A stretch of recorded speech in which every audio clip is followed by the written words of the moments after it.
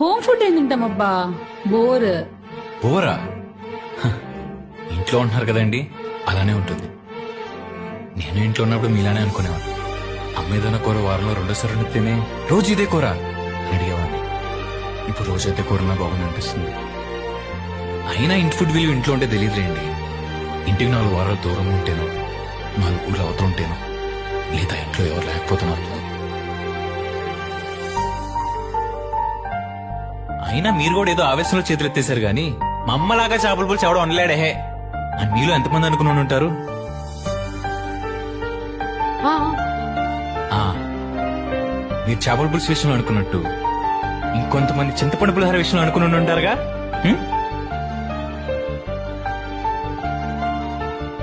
ఆ, మరి గుత్తొంకాయ కూర విషయంలో, టమాటా పప్పు,